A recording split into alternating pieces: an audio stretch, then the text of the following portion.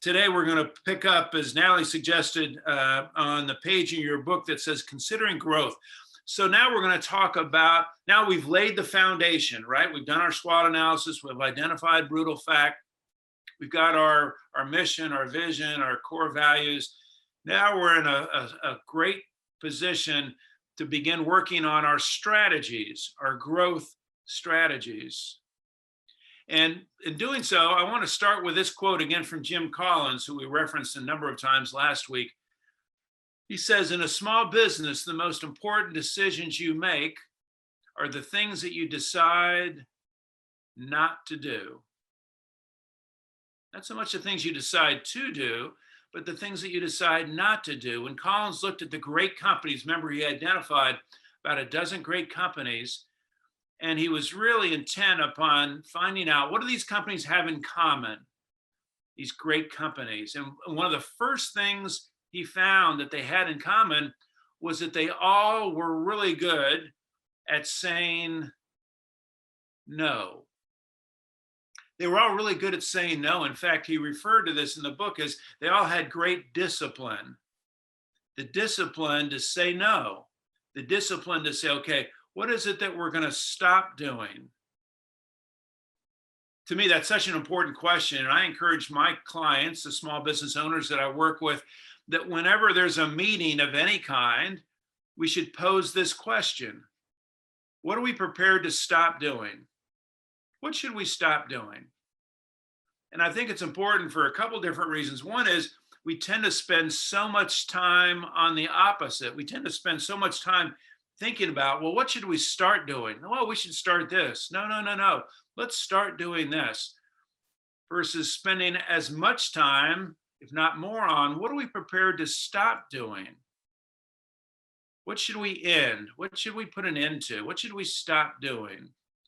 And so I hope that as we're in the beginning of this new year and you're doing your planning, that you consider this question. What are we prepared to stop doing? What are we going to end this year? Okay. So now, as looking at the page in your workbook, you'll say, so again, asking this important question, what's the most recent thing that we have stopped doing? Any examples? Let me pause for a moment. I'd like to hear maybe a couple examples from you all of things that you decided this year, okay, we're going to stop doing. Any examples? Oh yeah, I got one. Yeah, go ahead, Rick.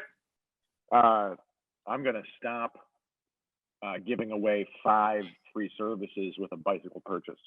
And what led you to that decision?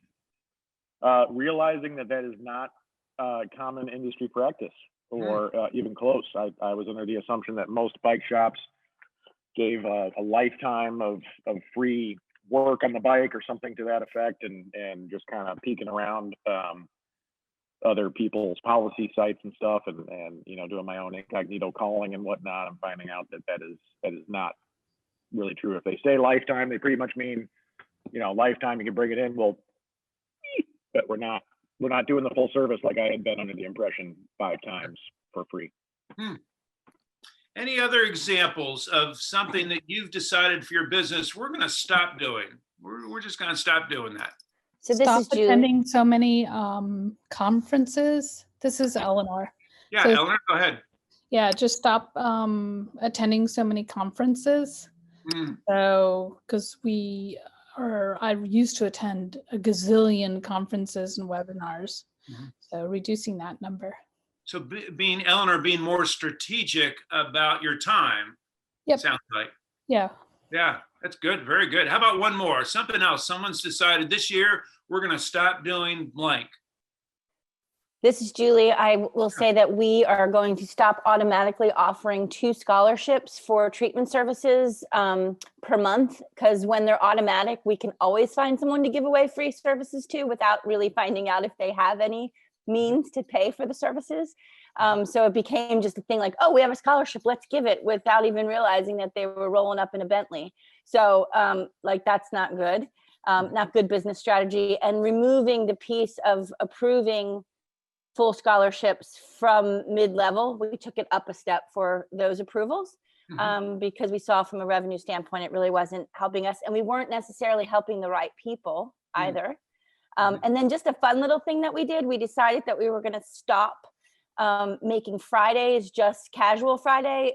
On Fridays, everybody could wear jeans. And so we decided we were going to stop that and allow people to wear jeans every day of the week, because it really doesn't matter if they're paired with a nice shirt, then, and it helps cut down on dry cleaning bills and helping people that are maybe struggling as a result of their partner or husband or wife being out of work related to COVID and stuff. So those are just two fun things to stop. Great examples. So great companies are disciplined in that for everything they say yes to, they're also willing to say no to something else, some balance between saying yes and saying no.